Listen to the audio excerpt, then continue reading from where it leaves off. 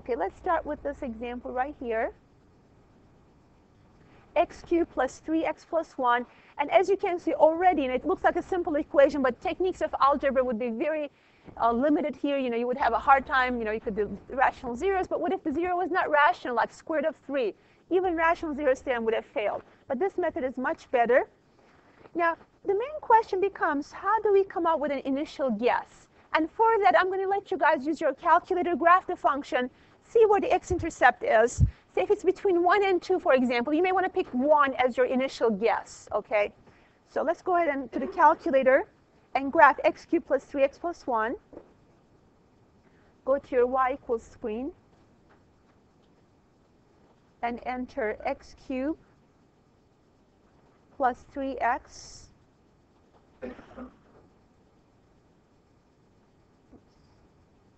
plus 3x plus 1.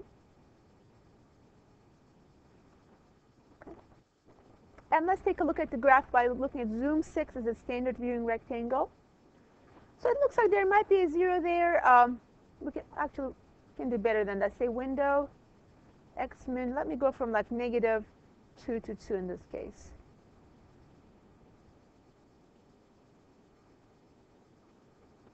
So we see that there's a 0 between -1 and 0, correct? So I could start with -1 as my initial guess. But you will see that you could start with many different values, especially if there's only one solution. You will still end up with the same correct solution. So you don't have to begin with one number. Some people could start with -1. Others could start with +2. And if you like, try that. Like if I'm going to start, let's say, with -1 right now, you guys could start with +1 or +2. The only difference might be that some of you may have more steps until you converge to the actual solution. I may have 3 steps. You may have 5 steps. But ultimately, we'll all come up with the same solution. Okay, so in this case, I'm going to start with -1 based on the graph. So we're going to do a table of values here. Okay. So your handout already has it. Okay, in your handout, looks like I started with the initial guess of 1 there. Again, it really shouldn't matter where we begin. We could also start with 1. So I guess I'm gonna stick with what you have in your handout. It said that we're going to start with 1, so let me go with it. But like I said, you could have started with -1. You could start with +2. It really doesn't matter that much. Ultimately, you'll still come up with the same answer. As a matter of fact, I will illustrate that to you in a little bit. I'll pick 2 different initial guesses and show you that we come up with the same final result. For this one, let's begin with the point 1 as our initial guess. Okay. Then, again, since this is the formula, what you need to do is you need to evaluate what f of x is. In this case, f of x is the given function, which is x cubed plus 3x plus 1 at that point. Then you need to evaluate, since the formula has f prime in it, what is f prime for this function? F prime is 3x squared plus 3, right? So then you need to put your f prime into your table. So in this case, f prime is 3x squared plus 3. And then the entire formula, which is x minus f of x over f prime of x. I just dropped the subscript to make it less cumbersome. Okay, so basically we're starting with our x sub 0. We're going to plug it into the function, into the formula. That will give us x sub 1. Once we have it, we'll put it into our second row, and we'll proceed the same way. Okay, so let's begin. Find out what is f of 1. If x is 1, f of 1 is 5. Just plug it into the f of x function, right? Okay, what about f prime of 1? 6. What about the last step? So that will be 1 minus 5 over 6,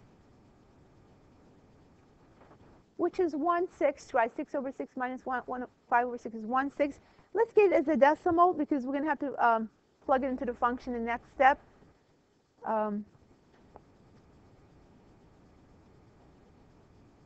Again, if you like, you could keep it as a fraction as 1 over 6 or use as a decimal as 0.166. Let's say in the intermediate steps, use at least 4 decimals. And I need to tell you how many iterations we're going to go. Let's say that we want the answer, and it's in your handout. It says we want the answer with an error less than, we want the error to be less than 0.001. So we're going to continue this step until two successive iterations are less than 0.001 apart. Okay, so now let's continue. Take that value you got there, which was 16 or 0.16666. Now plug it into the f of x function. Now your f of x function is already in your y equals screen, is it not? So what is the easiest way to plug something into your function? Go to table, right? It's already y, it's already in there. So go to your table and delete what you had originally.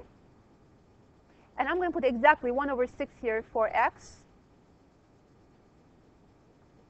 So the function value there is 1.5046. 1.5046.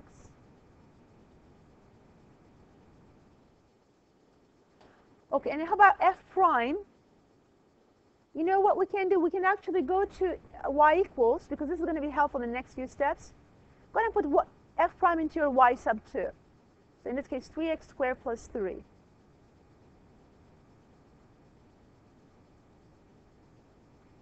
And if you go to now table, it will tell you what happened at x equals 1,6. y1 gives you what? F of x is at that point, and what does y sub 2 give you?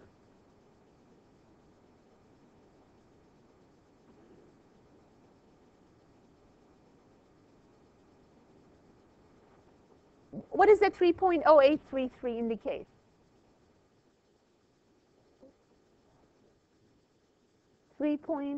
.0833. Basically, if you plugged 0.1666 into the derivative function,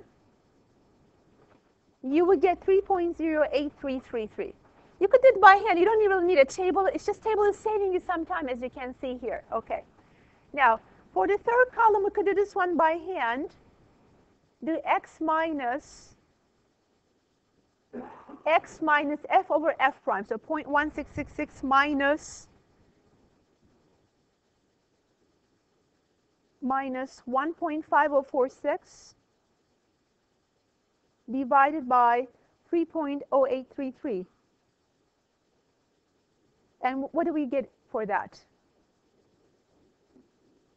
Negative 0.3213 roughly.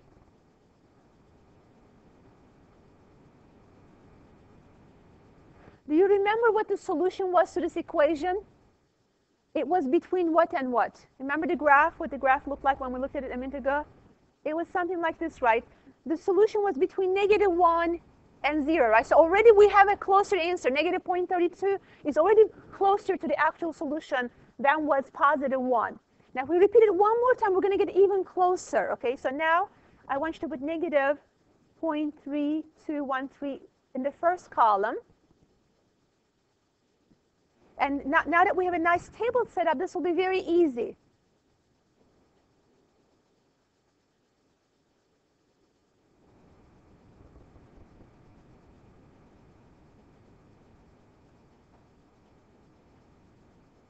So I just came down to the second row, and I entered my new x value, my new iteration.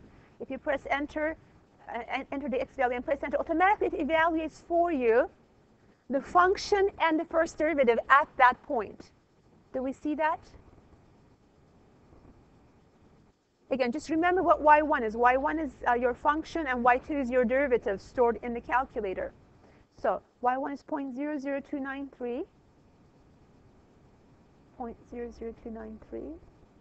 Could you tell me what f prime is? Thank you. And now let's do x minus f over f prime. So do this number minus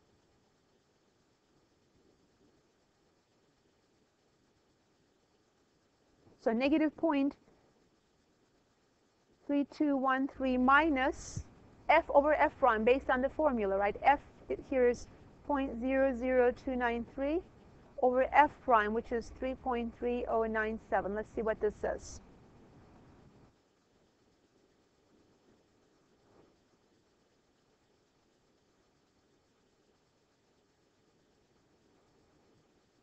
Okay, anybody who got something?